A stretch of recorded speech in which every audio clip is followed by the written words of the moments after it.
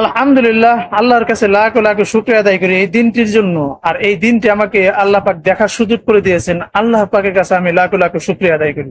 এই দিনটির জন্য কোটি কোটি মানুষ অপেক্ষায় ছিল। আল্লাহ পাক সেইটা আশা করেছে, আশা পূর্ণ করেছে। আমি এর জন্য বলি, দেখুন, দেশ স্বাধীন হয়ে গেছে। যখন আমার কানে শব্দ এলো দেশ স্বাধীন হয়ে গেছে, আমি সিজদায় পড়ে গেছি। সিজদায় পড়ে দেশের জন্য দোয়া করলাম। আমি বললাম, হে আল্লাহ, উমরের মতো একজন লোক দিবেন, আমাদের দেশটাকে শাসন করবে, লোহার মতো, কোনো বাঁকাতারা হবে না। আর দেশটা আমাদের এই দেশের জন্য সব থেকে ভূমিকা যারা রেখেছে, যারা রক্ত দিয়েছে, যারা নিজের জীবনকে বিপন্ন করে অন্ধকার কবরে চলে গিয়েছে, আল্লাহ পাকের কাছে আমি লাখ লাখ শুকরিয়া আদায় করি। আমি সবসময় দোয়া করি তাদের জন্য, যেন আল্লাহ পাক ওই শহীদের মর্যাদা হিসাবে জান্নাতে উচ্চ মাকাম দান করে। কোন একদিন যেন আমরা জান্নাতের ভিতরে এই শহীদ ভাই বোনদেরকে যেন দেখতে পাই, যেন আমরা এই যারা আমাদের দেশটাকে আমাদেরকে উপহার দিয়ে চলে গিয়েছেন। আমি এর জন্য বলি, জুলুমের অত্যাচার মানুষকে বেশি দিন রাখতে পারে না, এটা সবাই জানেন। গাদ্দাফিও ছিল, গাদ্দাফিও ক্ষমতা থাকার জন্য অনেক চেষ্টা করেছিল, কিন্তু থাকতে পারে নাই, তার লাশটা খুঁজে পাওয়া যায় নাই। ফেরাউন আল্লাহ দাবি করেছিল, ফেরাউন মানুষের উপর অত্যাচার, জুলুম অত্যাচার করেছেন। আল্লাহ পাক এমন ভাবে ফেরাউনকে মেরেছেন, সারা দুনিয়ার বিশ্বের মানুষ ফেরাউনকে চেনে।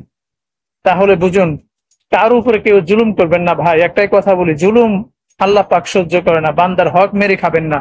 যারা বান্দার হক মেরে খান, আল্লাহ পাকের কাছে হিসাব দিতে হবে।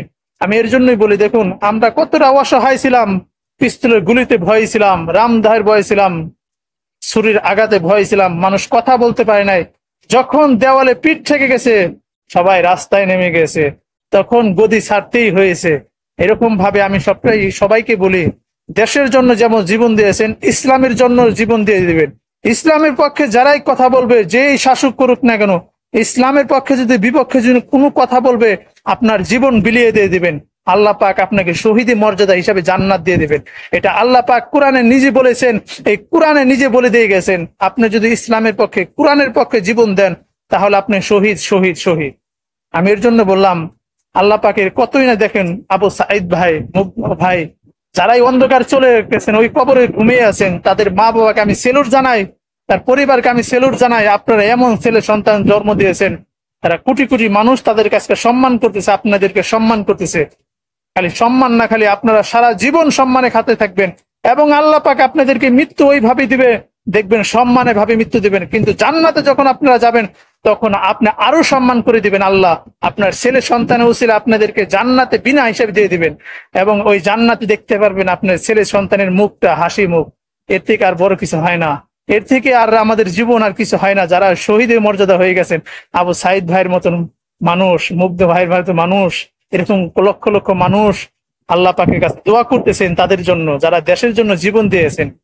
কতই আল্লাহ পাকে এইরকম মৃত্যু কজনে হয়, আর এরকম মৃত্যু আল্লাহ পাকের কাছে সব থেকে গ্রহণযোগ্য। জাহান্নাম হারাম তাদের জন্য, জান্নাত জান্নাত তাদের জন্য। এটা আমি সবসময় বলি। এর জন্য বলি, দেশের জন্য জীবন দেন। কিন্তু যারা ওই নেতার পিছু সেমসেমি করেছেন, আজ নেতারা ঠিকই দেশ ছাড়বে, কিন্তু আপনারা দেশে ঠিকই রয়ে যাবেন। আপনাদেরকে কখনো ওই মৃত্যু যখন হবে, দেখবেন আপনাদের উপর থুতু ফালাবে। এরকম রাজনীতি করবেন না, এরকম চামচামি করবেন না। আপনি মৃত্যু হওয়ার পরেও আপনার লাশের উপরে থুতু ফালাবে, লাশের উপর আপনাকে গালি দিবে। এমন কোনো কাজ করেন না ভাই। সবাইকে আমি এই কথাটাই বলে যাই।